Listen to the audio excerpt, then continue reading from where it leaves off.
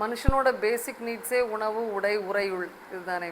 நம்மளால் ஆக்சுவலாக எந்தெந்த விதத்தில் மற்றவங்களுக்கு ஹெல்ப் பண்ண முடியும் அப்படின்னா, ஒருத்தங்களுக்கு உணவு கொடுத்து ஹெல்ப் பண்ண முடியும், இல்லை உணவு வாங்குறதுக்கு அவங்களுக்கு நம்ம மணி கொடுத்து ஹெல்ப் பண்ண முடியும். அதே மாதிரி உடை, நம்மக்கிட்ட பழசானதை இல்லை நம்மளால் போட முடியாத கொஞ்சம் டைட்டான இந்த மாதிரி ட்ரெஸ்ஸஸை இல்லை ரொம்ப லூஸாக உள்ளதை, ஸோ இந்த மாதிரி உடைகளை வந்து நம்ம அடுத்தவங்களுக்கு தானம் பண்ணலாம்.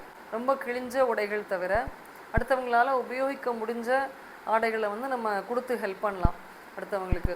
உறையுள் எல்லாராலையும் கொடுக்க முடியுமா அப்படின்னா அது முடியாது. ஆனால் அட்லீஸ்ட் அந்த உணவு, உடை இந்த ரெண்டையுமே வந்து நம்ம கொடுக்கலாம்.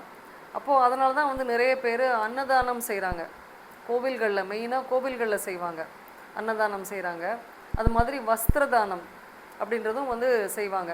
இப்போ நம்மளுக்கெலாம் தெரிஞ்சது, நம்ம எப்போ கொடுக்குறோம் ட்ரெஸ்ஸெலாம் அடுத்தவங்களுக்கு கொடுப்போம் அப்படின்னா, ஏதாவது ஒரு கேலமிட்டி, நேச்சுரல் கேலமிட்டி ஏதாவது வந்துருச்சு, ஒரு இயற்கை பேரிடர் ஏதோ வந்துருச்சு அப்படின்னா மொத்தமாக கலெக்ட் பண்ணுவாங்க. அந்த மாதிரி சமயத்தில் மேக்ஸிமம் அந்த மாதிரி தான் நம்ம வந்து கொடுத்து ஹெல்ப் பண்ணியிருப்போம்.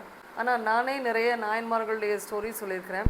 அதில் சிவனடியார்களுக்கு உடைகள் கொடுத்து, உடைகளை துவைச்சு கொடுத்து, வாஷ் பண்ணி கொடுத்து, அப்புறம் அவங்களுக்கு கோவணம் முதற்கொண்டு தான தர்மம் பண்ணக்கூடிய பக்தர்கள்லாம் வந்து இருந்திருக்கிறாங்க. இன்றைக்கி ஒரு நாயன்மாரை பற்றி சொல்லலாம் அப்படின்னு நினைக்கிறேன். நேச நாயனார்.